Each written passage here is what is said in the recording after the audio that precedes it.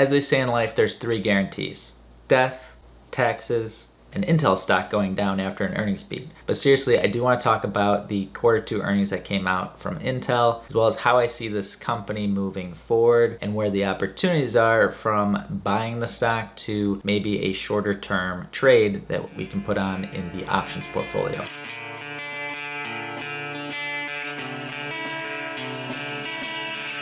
When it comes to earnings, they came in at $1.28 per share, which was over estimates, as well as they surpassed the estimate on revenue, coming in around $700 million higher. But the stock itself, a day after, is down around 6%. Classic Intel. And there's pretty much one word that explains this entire move: guidance. If we take a look at full year 2021 outlook, we can see that gross margins are predicted to be down 2.9%, which isn't great to see. I usually like to see expanding margins, not shrinking. This just means there's less money going to the bottom line. Now, they did raise revenue by 1%, which is nice to see. But at the end of the day, the earnings per share is down 6% year over year to an estimated $4.80. Another concern for investors is that the data center group revenue is down 9% year over year. This is a concern because this was a large growth engine for the company in previous quarters, and we see that it's actually going down, not going up. Also, there's pressure on the operating margin due to research and development, as well as ramping up production to new technologies. Plus, they basically call out competitive environment as a reason that revenue is going down, meaning there's more competition. Cough, cough, AMD. So yeah, not great to see. Now, it's not all bad when it comes to revenue because it was still up overall 2% year over year. So what was actually driving the increase in revenue? Well, you have the Internet of Things group, which saw a larger increase for IOTG, and then Mobileye was up 124%. So autonomous driving, as well as their computer segment. So PCs, things like that, which in previous quarters, people were concerned that it was going to be flat or decreasing, actually was up 6% year over year. Honestly speaking, there's not really any surprises in this earnings report. It's kind of the same song and dance that we've been seeing out of Intel for the past couple quarters, that there's stagnant growth or declining growth, but they're kind of just trying to pivot to a different strategy. So you see the CEO really talk about this IDM 2.0 strategy, which, what the hell is that? IDM stands for Integrated Device Manufacturing, and the whole idea is that the CEO is doubling down on manufacturing in the US. So he's trying to expand the capacity of what they can produce, and the hope is that they can catch up on the technology side to companies like TSM and be that one company in the US that can provide chips. Because right now, there's actually a shortage of microprocessors, right? And the boom and demand for the technology of these chips will only continue in the future. And for me, if everything is consolidated in another country, that's actually kind of a risk to the US. Only around 12% of the world's computer chip supply is made in the US,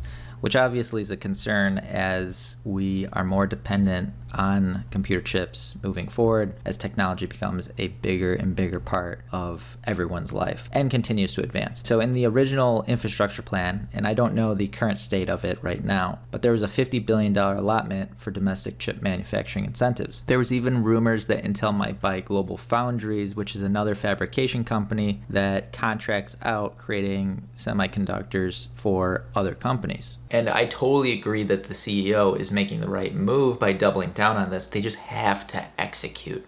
No one wants to hear quarter over quarter, oh, we're building out the capabilities. Oh, we're lagging in production. We're lagging in technology.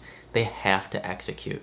But if they can, there could be a big payout for investors because right now the stock itself is trading at an abysmal price to earnings ratio. I mean, the thing is trading like it's going to die. And I mean, if you look at the quarter over quarter, there's not much growth. But if they can get to that point in a couple of years where they catch up in technology, they increase their capacity of chips, and all of a sudden this company trading at its current valuations is a no-brainer. If we look at Intel's PE ratio history, we see that it trades between around 10 and it got up to around 14 around April. So between 10 and 14 is the comfortable range that this stock trades outside of increasing their revenue growth and EPS growth. Really, it trades like it's a stagnant business that generates a ton of cash flow, which it does, right? It creates an crazy amount of cash flow compared to its competitors like AMD and Nvidia. I'm basically waiting for a P/E ratio of around 10 in order to add to the position if I'm going to, because that seems to be the support of, okay, this company is going bankrupt, and as a turnaround play and the hopes that they actually execute on their plans, this could potentially be a really good investment.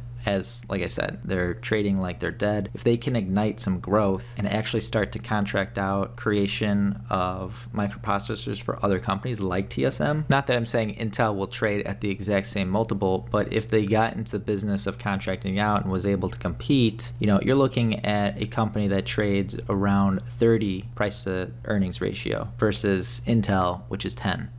But that would require Intel to get their shit together, and I don't think it should be trading at the same multiple as TSM. I mean, that's best in class. So even if Intel just got to a reasonable price to earnings ratio of 15, you're talking about a 50% increase in the stock itself. If it's able to get out of this funk of not being able to grow at all, and investors start to see a little bit of growth or even growth in the earnings per share, that's when I think the investors that are patient may get rewarded. When it comes to a possible short-term trade and an earnings miss, a company like Intel is pretty stable. So I believe that there'll be support around that price to earnings ratio of around 10. If this thing gets to around 50 and gets to an oversold level on the RSI and everyone is bearish on Intel, that's where I think we consolidate and we'll find support around that 48, 49 level. So if this thing gets to around 50 is when I'll start to look at potentially putting on a credit put spread, or something like a short put or a cash secured put. Overall, Intel is clearly a turnaround play and a value play versus something like AMD and Nvidia, which are more growth oriented. But with that growth orientation, they do have higher built-in multiples. So if they disappoint on their growth, or if something changes, their downside risk is much higher than Intel. I feel like Intel right now, if you're looking at something that won't fall 30-40%, Intel seems like that's the kind of stock that also offers a dividend as well as, like I said, a decent amount of free cash flow. They just have to get their stuff together. That's pretty much it. Build out the foundries, get the technology up to speed, and steady the ship from the engineering side, and the money will follow. As for a timeline where I think Intel will actually get stuff going, the CEO isn't going to come and instantly get stuff changed, or he's not going to be able to build the production facilities instantly. But Intel has to get the ball rolling, I would say by middle of 2022 or the beginning of 2023, because at some point the gap just continues to widen. They have to shrink that gap in technology advancements to make sure they don't fall behind and become a value trap. If you guys enjoyed the video, give it a thumbs up and subscribe to Main Street Wolf, where we talk investing. Thanks guys for watching, and have a great day.